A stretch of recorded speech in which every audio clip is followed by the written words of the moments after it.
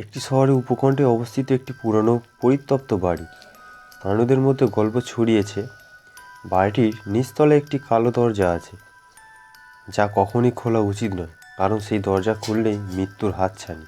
অরবিন্দ, তার স্ত্রী নীলা এবং তাদের 12 বছরের মেয়ে তৃষা শহরের ব্যবস্থা থেকে দূরে থাকার জন্য এই বাড়িটি ভাড়া নেয়। আশেপাশের মানুষ বাড়িটি সম্পর্কে সতর্ক করলেও তারা কোনো ভয় পায় না। অরিন্দম যুক্তিবাদী মানুষ, ভূতে সে বিশ্বাস করে। তাদের এখানে আসার পর থেকেই শুরু হয় অস্বাভাবিক কিছু ঘটনা। রাতে দরজা জানালা বন্ধ থাকা সত্ত্বেও শব্দ শোনা যায়।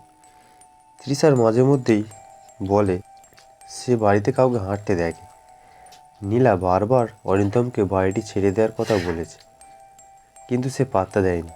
একদিন তৃষা খেলার সময় নিচতলার সে কালো দরজার সামনে গিয়ে দাঁড়ায়। দরজা ফাঁক দিয়ে সে ফিসফিস করে কিছু শুনতে পায়। কে যেন তাকে ডেকে বলছে, আমাকে মুক্তি কর। এক রাতে তৃষা হঠাৎ ঘুম থেকে উঠে দরজার কাছে যায়। নীলা তখন খেয়াল করে তৃষা বিছানায় নেই। তখন সে খুঁজতে গিয়ে দেখে তৃষা সেই দরজার সামনে দাঁড়িয়ে আছে। দরজার হ্যান্ডেলে হাত রাখতেই ঠিক তখন নীলা চিৎকার করে উঠল। তৃষাকে ধরে সরিয়ে নেয়। এরপর তৃষা অদ্ভুত আচরণ করতে শুরু করে। তার শরীর ক্রমশই দুর্বল হতে থাকে, আর সে একটাই কথা বলে, আমাকে যেতে দাও, কালো দরজা খুলতে হবে। অরিন্দম ও নীলা দরজাটির রহস্য উদ্ঘাটন করতে পুরনো মালিক খোঁজাখুঁজি করে। পরে খুঁজে বের করে তিনি জানান সেই দরজার পেছনে রয়েছে এক অভিশপ্ত প্রতারকের দ্বারায় সেখানে বন্দী হয়।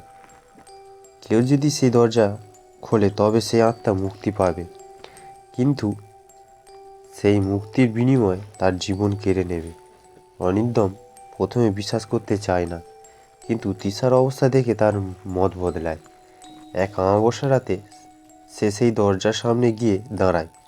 দরজা খুলতে ভীষণ ঠান্ডা হাওয়া আর এক কালো ছায়া বেরিয়ে আসে। সেই ছায়া বলতে থাকে, তোমার আত্মা দিয়ে আমাকে মুক্তি দিলে তোমার মেয়েকে বাঁচানো যাবে। অরিন্দম নিজের জীবন দিয়ে মেয়েকে রক্ষা করে। কালো ছায়া মুক্তি পায় আর তৃষা অসুস্থ থেকে সুস্থ হয়ে যায়। তবে বাড়িটির সেই কালো দরজা আবার বন্ধ হয়ে যায়, যেন ভবিষ্যতে আরও কোনো শিকার অপেক্ষা করছে। নীলা ও তৃষা সেই বাড়ি ছেড়ে চলে যায়, কিন্তু কালো দরজার গল্পটি থেকে যায়, যেন কেউ আবার সে ভুল করতে এগিয়ে আসে। গল্পটি কেমন লাগলো? আশা করি তোমাদের ভালো লাগলো। যদি ভালো লাগে লাইক, কমেন্ট আর সাবস্ক্রাইব করবে।